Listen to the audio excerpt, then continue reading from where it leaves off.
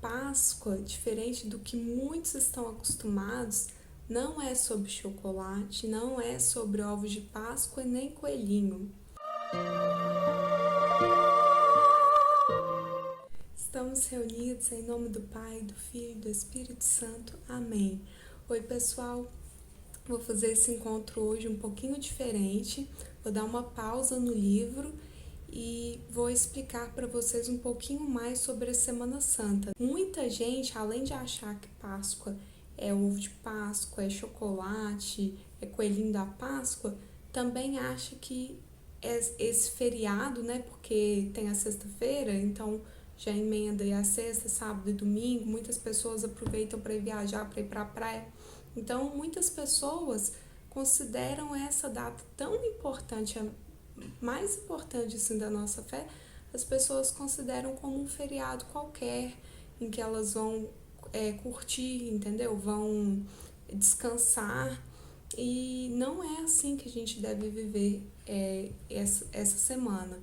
Essa semana a gente deve viver realmente num clima de oração, tá? E fazendo um esforço para conversão, para que a gente possa realmente ter uma vida nova, né? A Páscoa, ela quer dizer isso, o significado dela é vida nova. A ressurreição de Jesus nos mostra que nós podemos morrer para uma vida de pecado e renascer para a vida na graça dele. A Semana Santa, ela começa no Domingo de Ramos e finaliza no Domingo de Páscoa. No Domingo de Ramos, nós lembramos de quando Jesus entrou em Jerusalém e ele foi muito bem recebido lá, né? Ele foi em cima de um burrinho e as pessoas com os ramos se alegrando, dizendo bendito aquele que vem em nome do Senhor. Então ali naquele momento elas estavam proclamando que ele era o Filho de Deus, elas acreditavam nele. Porém, essas mesmas pessoas que acreditavam nele, uma semana depois, né, alguns dias depois, na sexta-feira da Paixão, vão mandar crucificá-lo. Ou seja, elas já não vão reconhecer mais ele como o seu Senhor, o seu Salvador, né? Ele vai estar todo desfigurado. E são pouquíssimas, mas pouquíssimas pessoas que ainda vão manter a fé viva, né, nesse Senhor que está ali completamente desfigurado. Na quarta-feira, a igreja sempre tem uma procissão, né, quando não é época de pandemia, né, obviamente, uma procissão que é a procissão do encontro, em que Nossa Senhora encontra com seu filho, né, Jesus.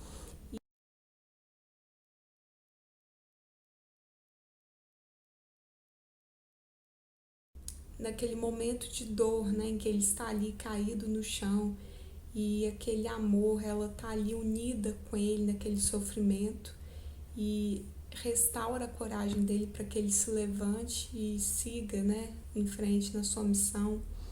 Aí na quinta-feira é um dos momentos assim mais importantes, né, também a última ceia, né, do Senhor com seus discípulos.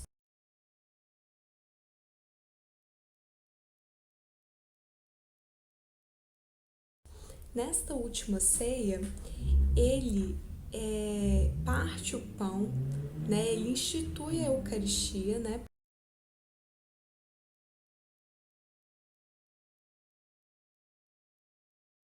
Toda a missa é uma renovação desse momento,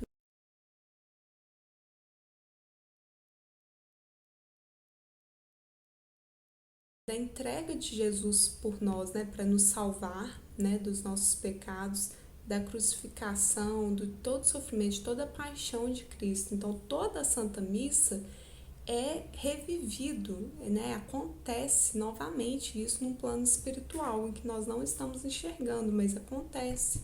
Toda a Santa Missa é Jesus que está ali na hóstia consagrada pelo sacerdote, tá?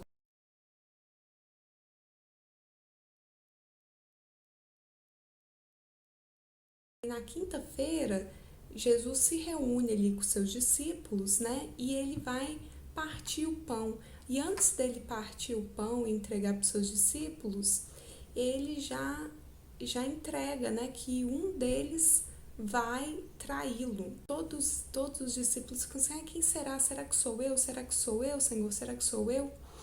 E apenas um que sabe, né, ele já estava com aquela intenção dentro do seu coração, ele permanece calado, né, e Jesus fala para eles assim, o que vai me trair é aquele que vai comer do pão, né, que eu vou entregar. E ele vai, logo em seguida, já entrega o pão para Judas, né? E Judas come esse pão. E assim que ele come esse pão, Jesus fala para ele, vai fazer logo o que você tem que fazer.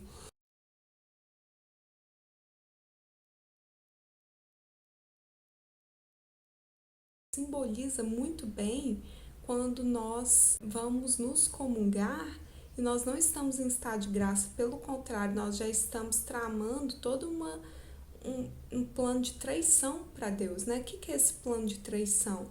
É quando nós decidimos continuar vivendo a nossa vida de pecado, mas nós estamos ali comungando.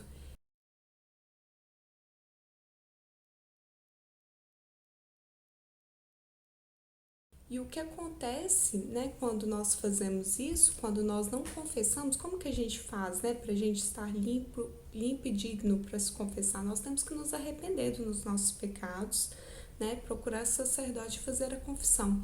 Quando nós não fazemos isso, nós vamos de qualquer forma para a comunhão, principalmente, né, quando nós estamos em pecado mortal, nós estamos comungando a nossa própria condenação. Ou seja, foi isso que aconteceu ali com Judas naquele momento. Né? Ele não admitiu que ele estava com esse plano, ele não se arrependeu, pelo contrário, ele comungou, né? Ele recebeu ali o pão, foi correndo concretizar aquele plano, né, de traição, que era entregar Jesus para os seus inimigos, né, para aquelas pessoas que não acreditavam nele, que queriam sacrificá-lo, entregar, sabe, em troca de quê? De 30 pratas, né, 30 moedas ali, o dinheiro da época. Então, em troca de dinheiro, Judas foi capaz de cometer a pior coisa da sua vida. Ele foi capaz de cometer algo que o levou à condenação eterna, né? E por que levou à condenação eterna? Mesmo depois dele ter feito isso, Jesus, gente, ele é misericordioso, ele está sempre disposto a nos perdoar, né? E ele olha para Judas, né? No momento lá que ele está sendo entregue, o olhar de Judas se encontra com o olhar de Jesus. O problema é que Judas não acredita nessa misericórdia, né? Ele não confia. E ele se condena e ele não pede o perdão, né? Ele não é capaz de se humilhar e pedir o perdão. Ele até se arrependeu, né? Ele sentiu aquele amargo do ato que ele fez, do pecado que ele cometeu, e até julgou, ele foi lá de volta e falou assim, toma essas moedas aí, toma esse dinheiro que eu não quero. Então ele se arrepende, mas ele não é capaz de pedir o perdão e nem de se perdoar, e nem, sabe, ele não é capaz de receber o perdão de Cristo. Então ele vai e suicida. Diferente de Pedro, por exemplo, né, que Jesus diz para Pedro que ele vai negá-lo 3 vezes, né, e realmente isso acontece. E quando isso acontece, Pedro fica muito triste por ter negado Jesus. Mas, diferente de Judas, Pedro se arrepende, pede perdão e se converte, né, e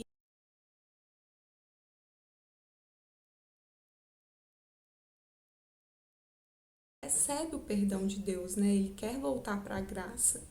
Então, ele vira simplesmente, né, nada mais, nada menos que o primeiro Papa da Igreja, né? A, Jesus dá total poder para ele, né? Entrega as chaves da Igreja nas mãos dele. Fala para ele tudo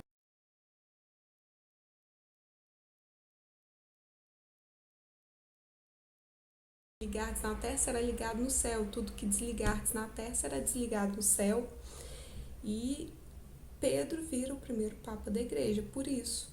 Não porque ele era perfeito, não porque ele não chegou a trair Jesus também, né, ao negá-lo, mas porque mesmo diante dos pecados que ele cometeu, ele foi capaz de se arrepender verdadeiramente, pedir perdão e se converter, e mudar e abandonar, né, ter essa reta intenção de nunca mais voltar a cometer o mesmo pecado, tá bom? Então nós temos que confiar na misericórdia de Deus. Esse é o principal ponto, assim, que eu enxergo dessa Santa Ceia. Outro momento também nessa missa, né, da última ceia e da Santa Ceia, que é o lava-pés. O momento que Jesus lava todos os pés dos seus discípulos. Até Pedro mesmo fica assim, não vai lavar os meus pés. E aí Jesus diz para ele, eu tenho que fazer isso, porque se eu não fizer, tu não terás parte comigo. Ou seja, se ele não aceitasse, né, que Jesus estava o servindo, estava se entregando por ele não poderia fazer parte, né, da vida eterna, né? Ele não poderia receber sua graça, né?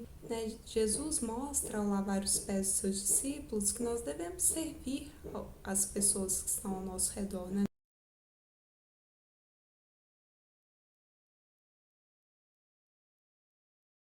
Nós devemos servir o nosso próximo, nós devemos ser humildes, né? Porque isso é um ato de muita humildade, e nós devemos, né, fazer caridade.